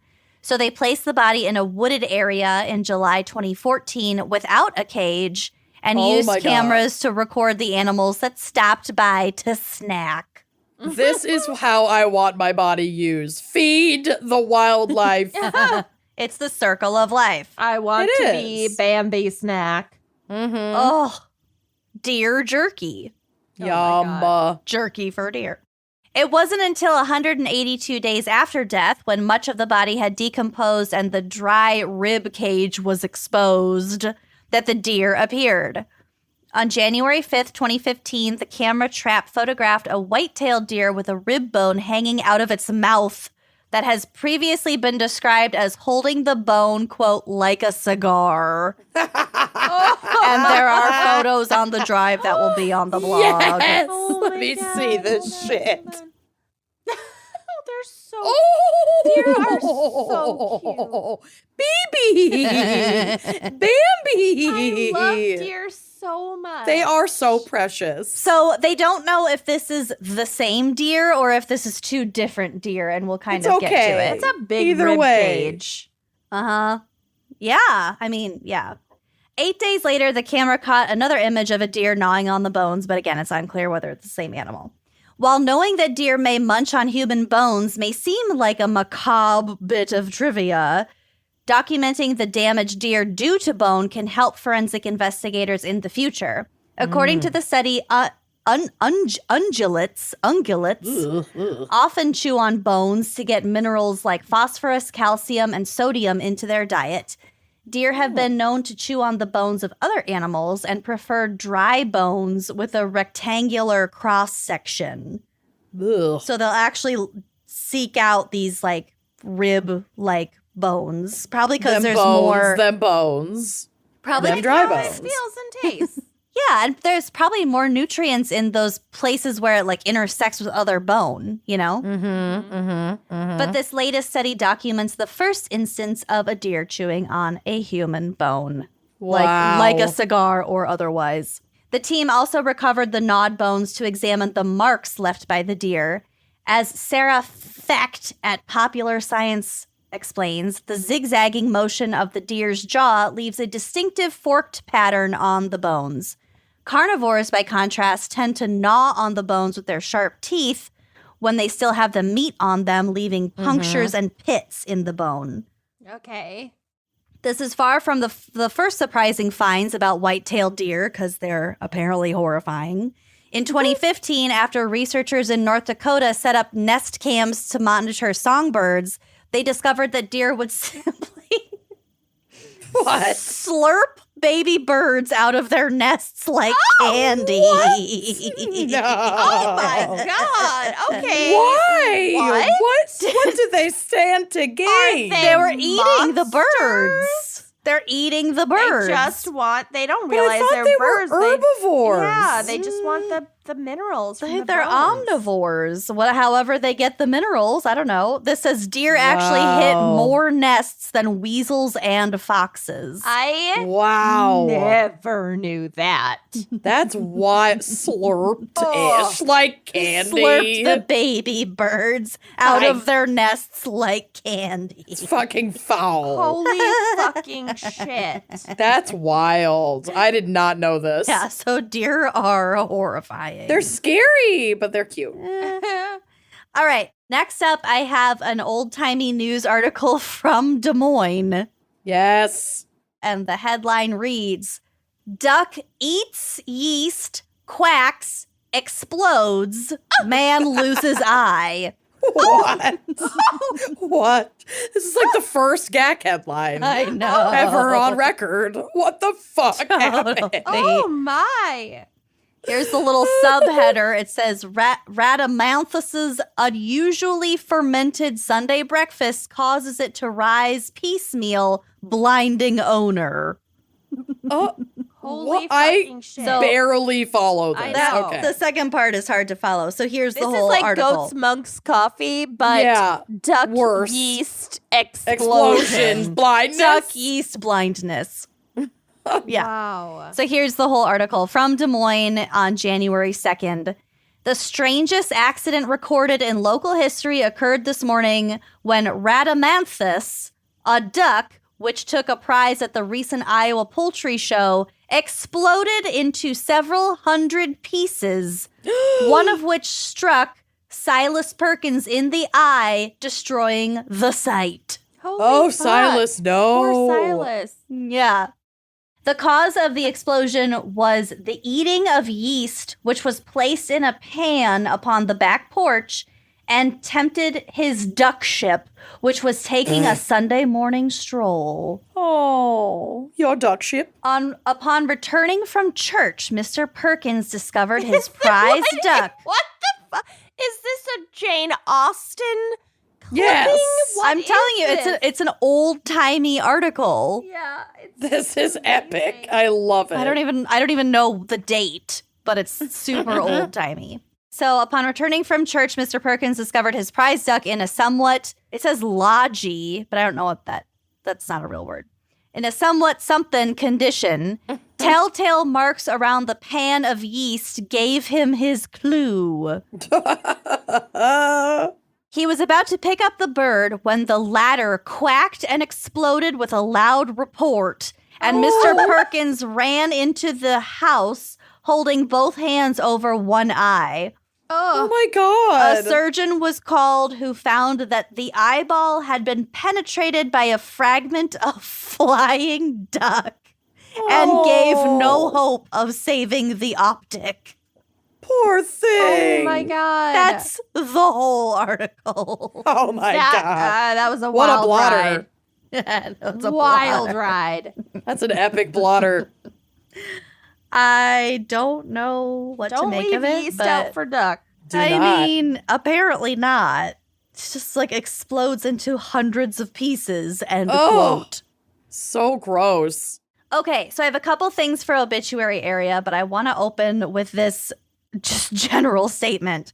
So several people have sent in obits lately that are very political in nature, which is really bizarre to me because like obits shouldn't be political. But like they're swinging real hard in a certain Politics direction. have become such a matter of like identity now. And I'm not talking about identity politics. I'm talking the other way around of like, yeah. I don't Politics care. as identity. Yeah, exactly. So one that I read recently, the obit ended in quote, "Let's go, Brandon." Ish. And another In the was obit? yes. Oh, That's pathetic. that and is How big of pathetic. a loser do you have to fucking Right. be? Yeah. Mhm. You're And gonna another feel so stupid 2 years from now. Oh, wait, you're already dead. oh my god. And another obit was primarily emphasizing that the deceased died 6 days after he got his COVID vaccine. And the same obit railed against godless higher education, the world turning, quote, dark with heavy-handed vaccine mandates, and the deceased's goal of spreading, quote, love and light with his oftentimes harsh words. Okay. What the fuck? Live, laugh, love, racism. Oh my Oh god. my God. Also, So- if somebody died 6 days after their vaccine, then it means they should have gotten their vaccine earlier. Or they Or it died was from something completely unrelated. unrelated. Yeah. I mean, whatever. So just a blanket PSA. I don't think I would call this type of obit like entertaining. Or funny. They're not funny. Just dumb. Yeah. And also, if you're listening and at all tempted to make a political obituary, then Rethink. just don't. Just don't. Pivot. So first up, I have an abbreviated obituary because the original one is pretty long. This is out of Shrewsbury, Massachusetts. Oh. Retired Worcester police detective Richard D. Costello, aged 85, of Shrewsbury, Massachusetts, husband, father, storyteller, golfer, and expert at hiding cookies from his wife, died unexpectedly on Wednesday, January 5th, 2022. The only I think one of my- acceptable thing to hide from your wife. Right. I think one of my aunts lives in this town. Did I say Worcester right? You did. Amazing. Richard, or Dick, as his closest friends, and ironically his worst enemies called him, was born in Worcester, Massachusetts in 1936. Being the second oldest of 5 boys born to Worcester police officer Walter F. and Hannah Costello meant that he was a ringleader in what he referred to as, quote, good old-fashioned fun, and what today we would refer to as juvenile delinquency. While crashing a party at Worcester Polytechnic Institute in 1958, he met the love of his life, Carol. Charming her with his classic good looks, winning smile, and sense of humor, they married in 1959. It's disputed to this day whether or not she thought she was dating an engineering student because he crashed the party. But their love stuck, and the beautiful daughter of a local podiatrist and a kid from Bell Hill who wasn't a college student celebrated 62 wonderful years together in August 2021. Dick and Carol have been constant companions, fellow travelers, and well-known diners in the Worcester area their whole marriage. His family is saddened that the age-old debate between Dick and Carol at what temperature steak should be considered done has not been settled. Oh my God. Undeterred by the hardships of a new marriage, wielding the impressive ability to be one of the fastest eaters in central Massachusetts, he worked various jobs, including selling encyclopedias door to door. He only sold one copy to himself. And working for Anthony Spags Borghetti, who became a lifelong friend. I'm sorry, Spags Borghetti is amazing. Spaghetti starving. bolognese sounds amazing. Fucking starving. That's all I can think about. That's what I had for dinner last night and lunch today. Luck. Till he followed in his father's footsteps and became a Worcester police officer in 1965. At one point, Dick, his father, and his uncle John Costello all served on the forces simultaneously. He served the city of Worcester with distinction for 32 years, being awarded many accolades. In 1968, Officer Costello made national headlines when he fought off 2 assailants who attempted to kill him. Whoa. Severely wounded, he managed to heroically fight the men until backup arrived. For his valiant efforts, of which his wife Carol later said made him look even more dashing, he became a detective in 1970. He served first in the juvenile division, having a lot of former childhood experience in that field, and later moved on to investigate arson, assaults, and murder. He was an expert in evidence collection and crime scenes, and finished his career focusing on crime scene analysis. Dick loved to remind people that he was CSI before CSI was cool. Dick also served in the United States Air Force Reserves from 1955 to 1962. An avid lover of golf, Dick was a bit disappointed that his wife, daughter, son, and grandsons didn't much like the game, but that didn't deter him from endlessly talking about golf, watching golf, and exclusively wearing golf attire. Oh, dear God. Okay, I still love you, Dick, but ouch. Incredibly, he became a good golfer, despite a Costello gene that prohibited this, except in rare circumstances. He once got struck by lightning with a group from the Worcester Police League and promptly stayed away from golf for an entire miserable week. Oh my God, this man has 1 lived. week. Yeah. Dick welcomed his annual 3-month trip to Florida, a state which he insists has the best of whatever you could possibly name. Jesus. If asked where the best breakfast place was, again, this man's from Massachusetts. A cop from Massachusetts. Of course he loves Florida. Asked what the best breakfast place was, he'd give you a detailed directions to somewhere in Naples, Florida. Dick was also a founding member of Drinks on the Driveway, a social club of fellow retirees in his community in Shrewsbury. Finally, while most that knew him called him Dick or Richie, his wife Carol always called him Rich. It was well known that Rich always shed a tear at the end of one of his favorite movies, It's a Wonderful Life.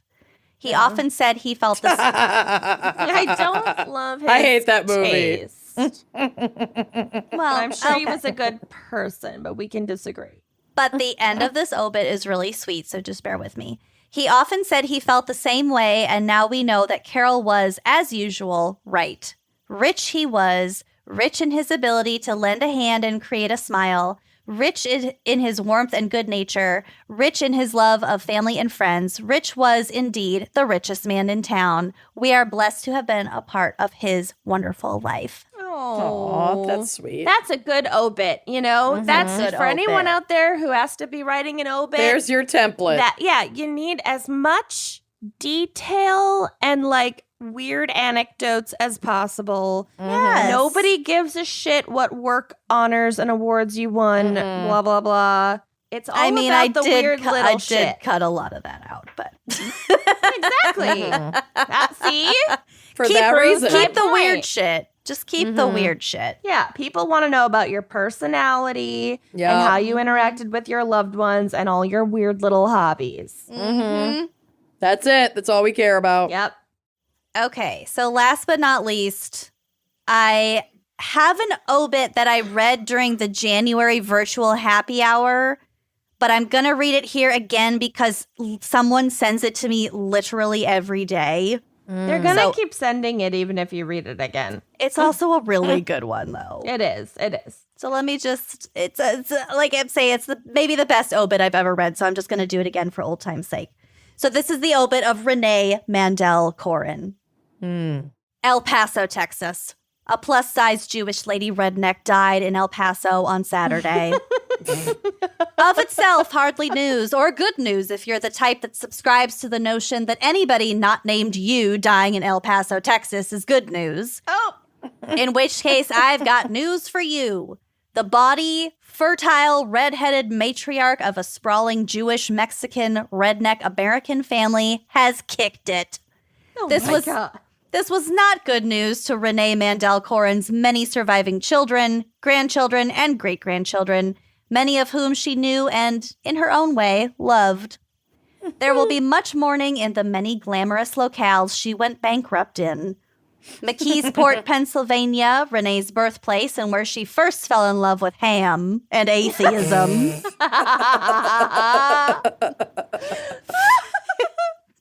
It's worth a reread. It's What a great. line. It's priceless. Ham and atheism. Fayetteville and Kill Devil Hills, North Carolina, where Renee's dreams, credit rating, and marriage are all buried. And of course, Miami, Florida, where Renee's parents, uncles, aunts, and eternal hopes of all Miami Dolphins fans everywhere are buried pretty deep. Renee was preceded in death by Don Shula. Don't know who that is. That's okay. Because she was my God mother. knows who they are. Because she was my mother, the death of Zaftig good time gal Renee Corin at the impossible old age of 84 is newsworthy to me, and I treat it with the same respect and reverence she had for, well, nothing. A more disrespectful trash reading, talking, and watching woman in North Carolina, Florida, or Texas was not to be found. Hers was an itinerant, much-lived life, a Yankee, Florida, liberal, Jewish, tough gal who bowled him in Japan, rolled him in North Carolina, and was a singularly unique parent. Often frustrated by the stifling conservative culture of the South, Renee turned her voracious mind to the home front, becoming a model stay-at-home parent, a supermom, really just the perfect PTA lady, volunteer, amateur baker, and just kidding, y'all. I was going to say, that doesn't really track with an atheist. Yeah, like, wait a minute. Renee, or Rosie to her friends, and this was a broad who never met a stranger, worked double shifts with Doreen, ate a ton of carbs with Bernie, and could occasionally be stirred to stew some stuffed cabbage for the kids.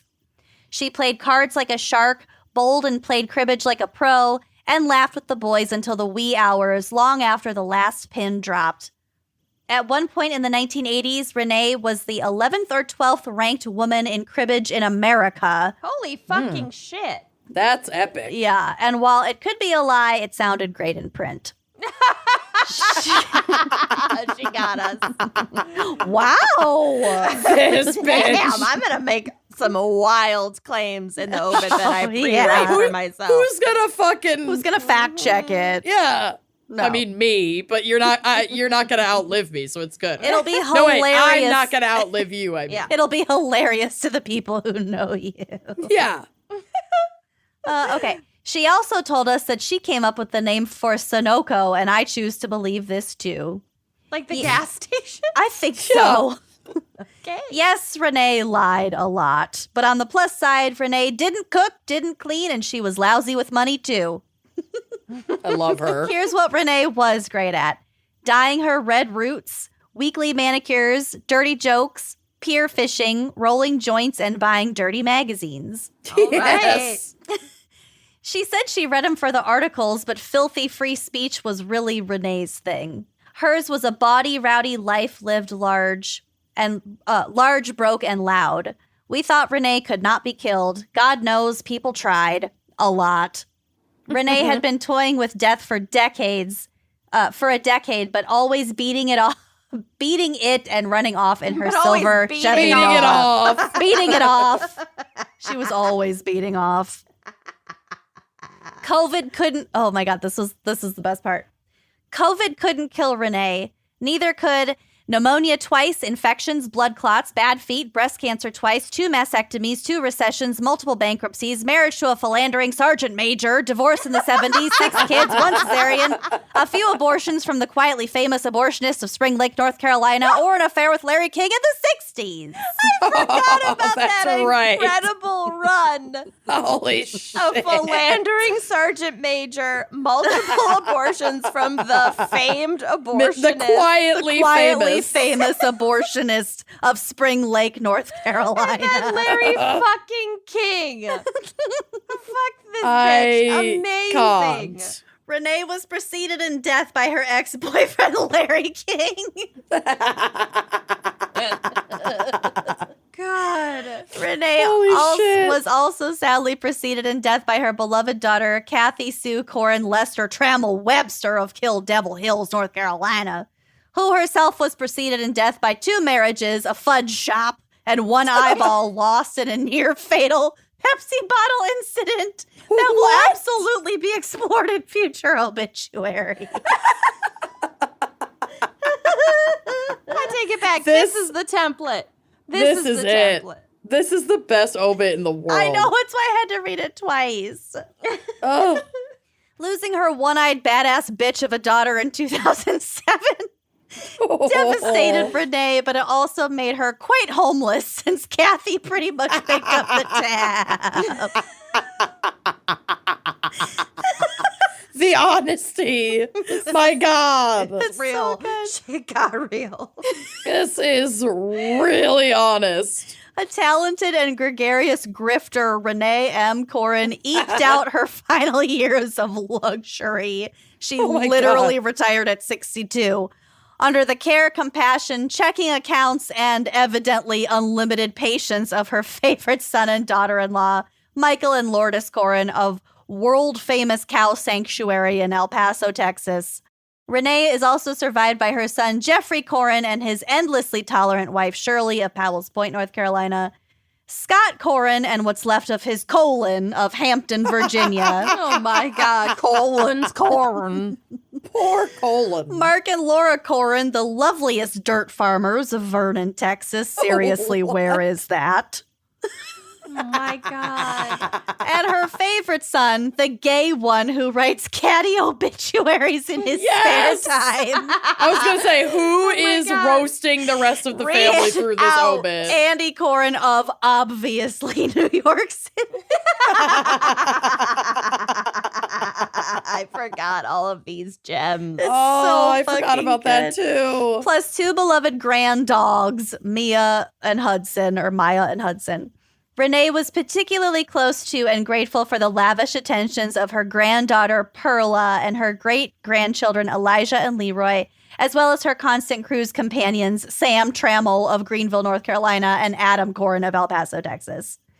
Renee took tremendous pride in making 1 gay son and 2 gay grandchildren, Sam Trammell and Adam Corin. So she just went on the gays. Well, she just went on cruises with her 2 I keep saying gray. Her 2 gay kids / grandkids. More fun. There will be a very disrespectful and totally non-denominational memorial on May 10th, 2022. We could still go. Most likely at a bowling alley in Fayetteville, North Carolina. I'm in. The family requests absolutely 0 privacy or propriety, none whatsoever, and in fact encourages you to spend some government money today on a one-armed bandit at the blackjack table or on a cheap cruise to find our inheritance. Don't go on a cruise, and I don't know what a one-armed bandit is, but you do you. She spent it all, folks. She left me nothing but these lousy memories, which I and my family of 5 brothers and my sister-in-laws, nephews, friends, nieces, neighbors, ex-boyfriends, Larry King's children, who I guess I might be one of, the total strangers, who all to a person loved and will cherish her forever. Please think of the brightly frocked, frivolous, funny, and smart Jewish redhead who is about to grift you, tell you a filthy joke, and for Larry King's sake, laugh. Bye, Mommy. We loved you to bits. Oh, Renee, man. So Fucking nice Renee. to read her obit twice. Yep. God. Well, What a blessing that woman is. Mm-hmm. unbelievable. So Unfucking real. We'll have Cheers. to celebrate her yard site next year. Cheers to Renee and cheers to Rich Costello. Yep. Renee and Rich. Renee and Rich. Maybe they're drinking together somewhere. Maybe. All right. Well, thank you for listening to this month's Gossip at the Corpse Garden. We will see you next month. Oh, bye-bye. Thanks for listening to Wine and Crime. Our cover art is by Kala Yip. Music by Phil Young and Corey Wendell. Editing by Jonathan Camp. Check out our website and blog at wineandcrimepodcast.com. You can also follow us on Facebook, Twitter, and Instagram at Wine and Crime Pod. If you have questions, answers, or recommendations to share, email us at wineandcrimepodcast@gmail.com. Episodes are available on Apple Podcasts, Stitcher, Google Play, basically wherever you get your favorite podcasts. And if you like the show, please rate, review, and subscribe on Apple Podcasts. It is the best way to spread the word. If you'd like to show your support, visit our Patreon page to keep this podcast and the wine flowing. Cheers.